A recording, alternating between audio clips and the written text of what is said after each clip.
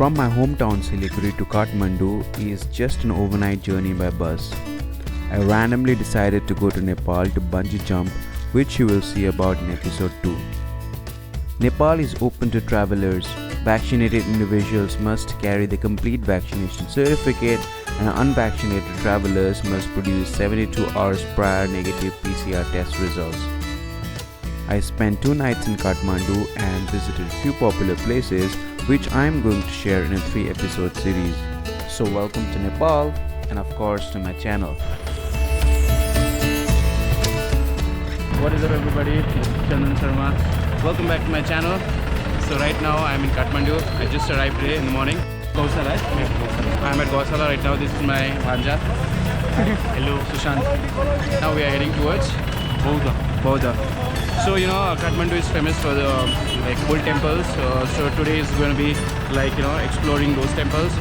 So it's my first time in Kathmandu. So let's see. Let's check out the place one by one. We got the bus. We are heading towards Boudhanath. What's it turning over? So it's gonna take 15-20 minutes for us to reach there. So one of the popular places here in Kathmandu.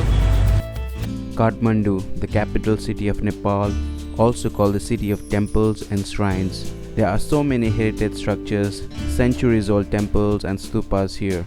After every 5 minutes or so, you'll find a temple or a shrine. Coming to Nepal was such a sudden plan that I had not informed my nephews living in Kathmandu. I met them only for today as they were leaving for India early morning tomorrow. It's okay. So this is my bhanja. He's going to show me places around today in Kathmandu. How many places are we going to cover today? Maybe 3 or 4. All temples and monasteries. Yep. See, it's my first time here in Kathmandu. I have no expectations, you know. So it's gonna be nice. I know that. Nepali भन्नु ल this try to check the tourist expectation त थाहा छ ए त्यहाँ भनेको यहाँ भित्र ए अच्छा अच्छा vlog गर्दै. So this is the entrance to the monastery.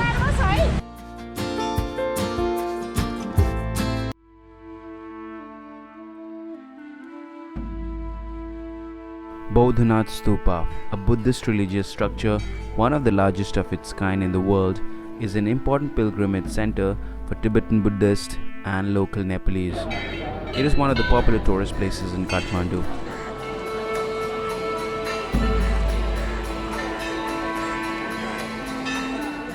So this is stupa and you can see shops all around.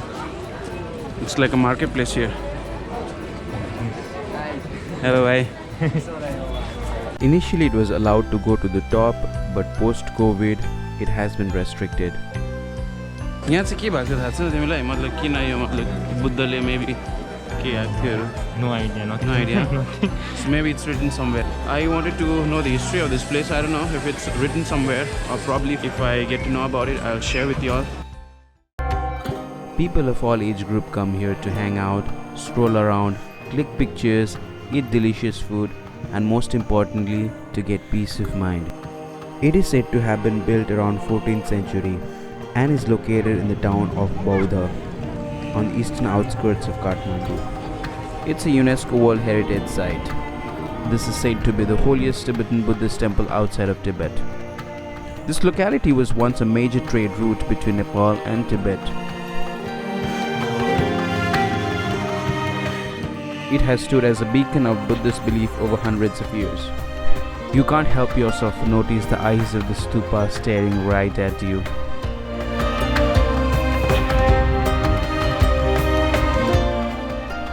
Although it's a holy place for Buddhists, we can see people from different cultures and age groups offering prayers in the stupa.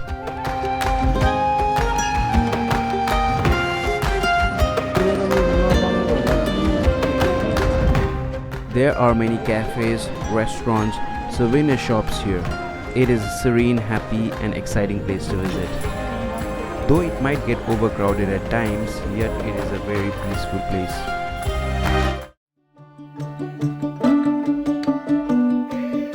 So guys, you can get food for the pigeons right from here.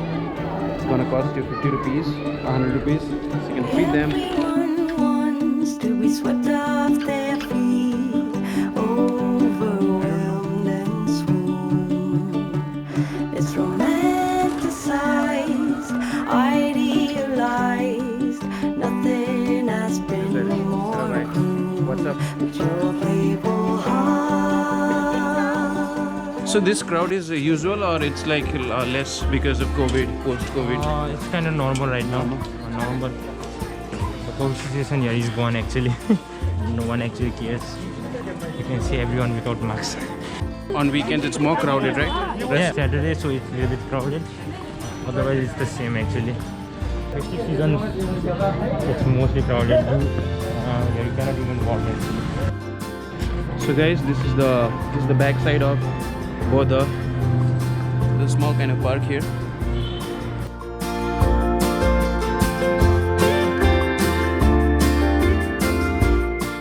So guys, we are moving out from here. So next we are going to go to Swambhu.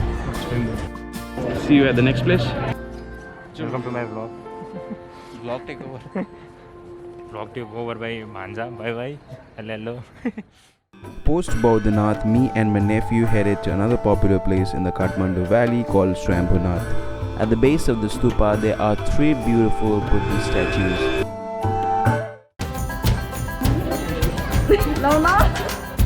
We need more than hopes and wishes for us to make it through the night.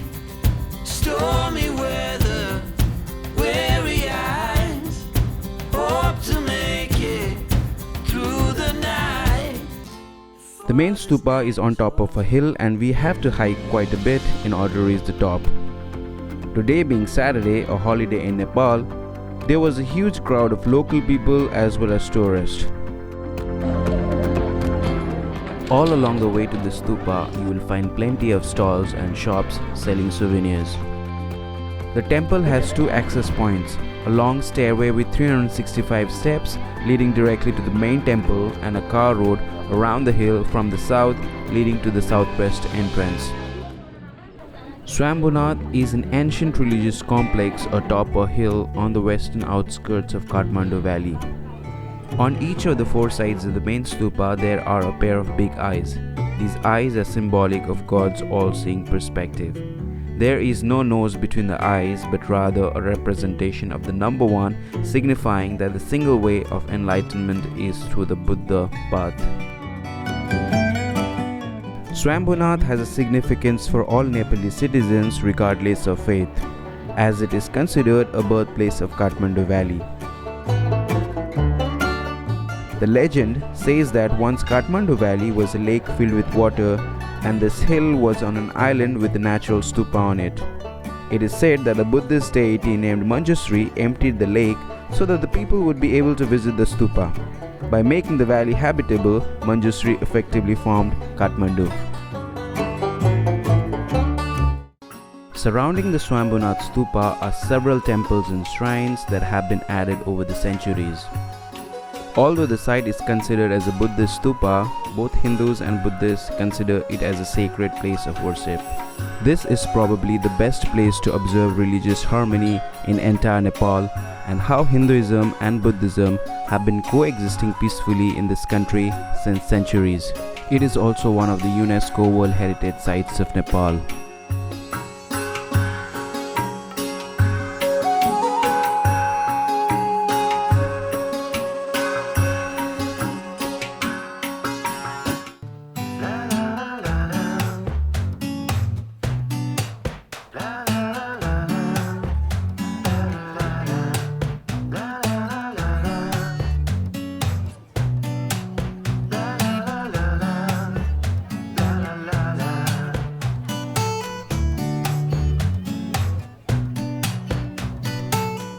This place is also popularly known as Monkey Temple.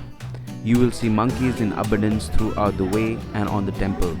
These monkeys have been living on the temple for generations. From various points on the temple complex, you can get beautiful and distant view of the Kathmandu Valley, filled with houses and roads and surrounded by dramatic mountains. I really loved visiting both the monuments, Boudhanath and Swambhunath. The ambience was amazing. I definitely recommend these places to anyone visiting Kathmandu. Before I headed to my hostel and called it a day, I headed to Parton Darbar Square, one of the 3 Darbar squares of Kathmandu Valley, all of which are UNESCO World Heritage Sites.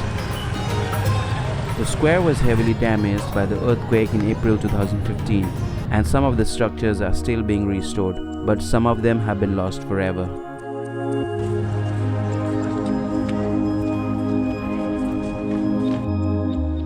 Darbar Square are the royal palace complexes of previous kings.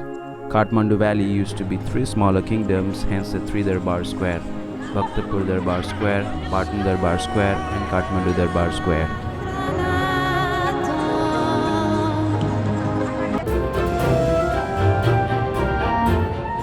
The Parton Darbar Square is the smallest of the 3 Darbar Squares. It may seem small, but the layout is a complex one and it's easy to lose direction. I just walked around the square and enjoyed the evening view before heading to my hostel. And yes, I almost walked 6 kilometers that night from Parton Darbar Square to my hostel in Tamil. As I said, it's very easy to lose direction in a new place. My first day in Kathmandu was well spent. Thanks to my bhanja for showing me around. And if you like the content of my channel, please do like, comment, subscribe and share. I'll see you soon in the next one. Bye bye. Join me in the next episode as I share the full information and guide on my first ever bungee jump at the last resort in Boudhanath, Nepal, and why you should also do your first bungee jump.